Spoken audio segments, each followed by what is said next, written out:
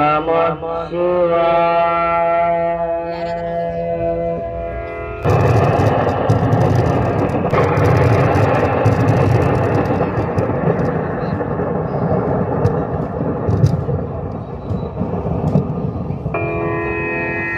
ಋಷಿವರ್ಯ ಭಗೀರಥ,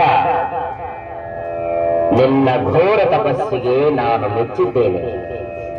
ನಿನಗೆ ಯಾವ ವರವನ್ನು ಬೇಕೋ ಬೇಡಿಕೋ.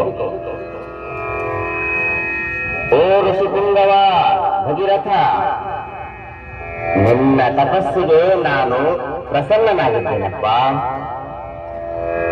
ನಿನ್ನ ಘೋರವಾದ ತಪಸ್ಸಿನ ರಹಸ್ಯವಾದರೂ ಏನು?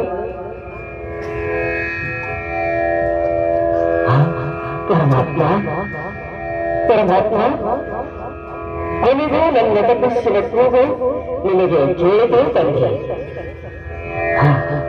ನಿನಗೆ ತಿಳಿಯಲಾರದ್ದು ಇನ್ನೇನಿದೆ ತಂದೆ. ಕಪಿಲ ಮಹಾ ಋಷಿಮುನಿಗಳ ಕೂಗಕ್ಕೆ ನಮ್ಮ ಪೂರ್ವಜರು ಸುತ್ತ ಭಸ್ಮವಾಗಿದ್ದಾರೆ. ಎಂದಿಗೂ ಮುಕ್ತಿಯ ಭಾಗ್ಯ ಸಿಕ್ಕಿಲ್ಲ.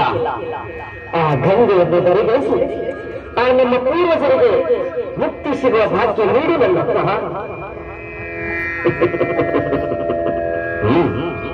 ಗಂಗೆ, ಆ ಗಂಗೆಯನ್ನೇ ಪ್ರಾರ್ಥನೆ ಮಾಡು. ಆ ಗಂಗೆಯೇ ಧರೆಗಿಳಿದು ಬರುತ್ತಾರೆ ಭಗೀರಥ. ಆಗಲಿ ಪರಮಾತ್ಮ, ಆಗಲಿ.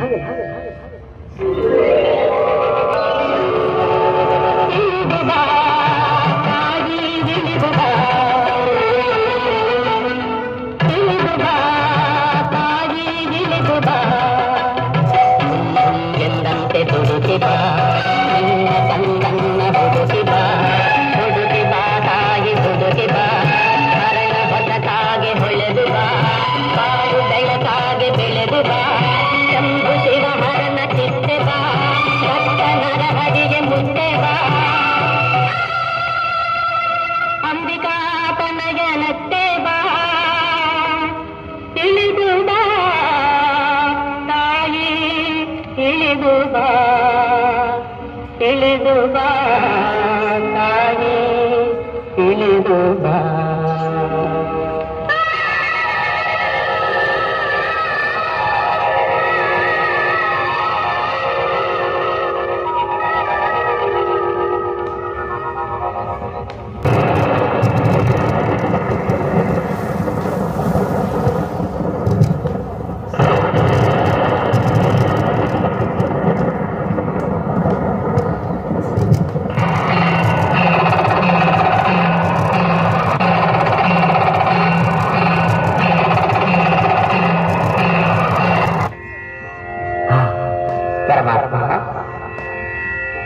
ಗಂಗೆಯನ್ನೇ ಧರೆಗೊಳಿಸಿ ನಮ್ಮ ಪೂರ್ವಜರಿಗೆ ಮುಕ್ತಿಯ ಭಾಗ್ಯವನ್ನು ದೊರಕಿಸಿದ ತಂದೆ.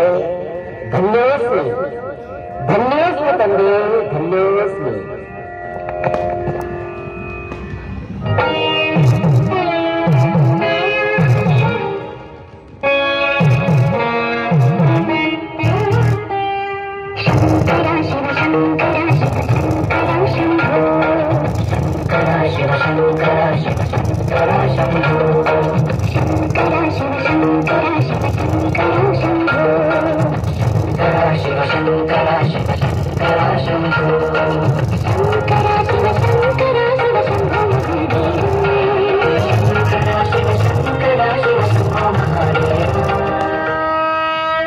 ಸರ್ವರಿಗೂ ಮಂಗಳವಾಗಲಿ.